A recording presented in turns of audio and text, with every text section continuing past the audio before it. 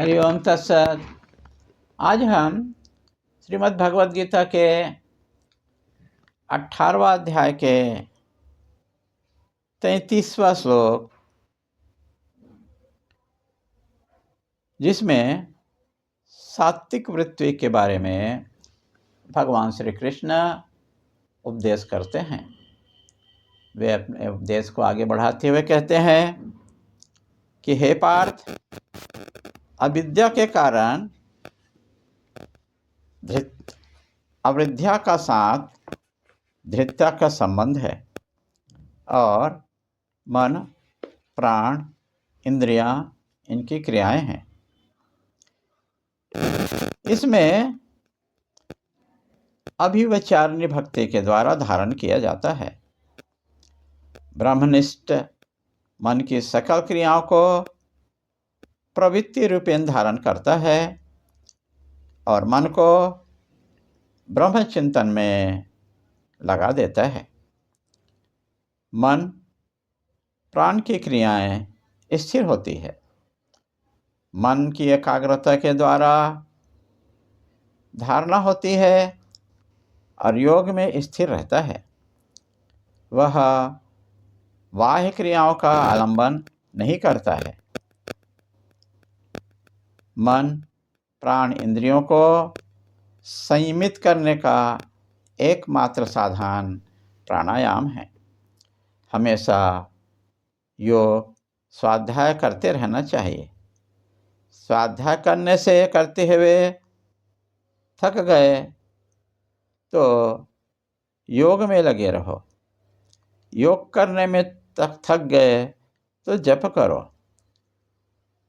ब्रह्म में समाहित चित्त होना सात्विक धृति है। हरि ओम तत्सत, हरि ओम तत्सत, हरि ओम तत्सत। हरि ओम तत्सत। आज हम रासिक धृत्या, जिसे धारणा शक्ति भी कहते हैं, उस पर संक्षिप्त में विचार करेंगे। भगवान श्री कृष्ण अर्जुन को उपदेश देते हैं। पहले हम श्लोक को पढ़ते हैं, उसके बाद अर्थ पर चिंतन करेंगे। यया तु धर्म कामार्थ धृत्या धारते अर्जुन प्रसंगेन फलां कांक्षी धृति स पार्थ राजसी। अर्थात, हे पार्थ, हे अर्जुन, तुम नाम, धम, यश में मस्त होकर कामना कर किए गए तो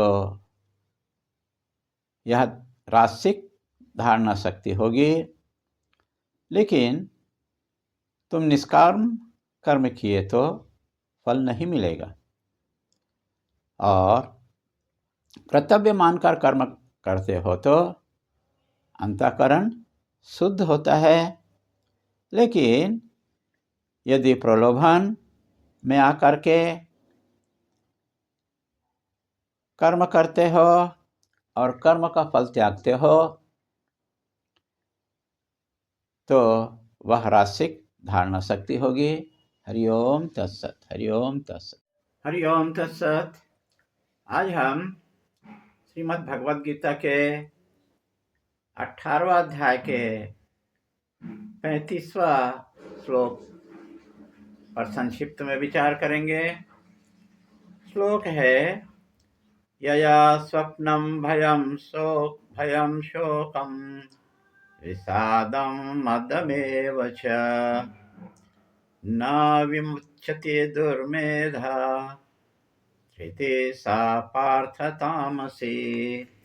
अर्थात, भगवान श्री कृष्ण उपदेश करते हैं तामसिक धारणा शक्ति के बारे में कि हे पार्थ, जो निद्रा, भय, शोक, विषाद, अवसाद और मद अर्थात अपने आप को बहुत बड़ा मानने वाला ऐसा मद व्यक्ति हमेशा उल्टा सोचते रहता है, इन सभी को त्यागता नहीं है, तो उसको दुर्मति बुद्धि कहते हैं। हे अर्जुन, तुम इसके योग्य नहीं हो। हरि ओम तत्सत।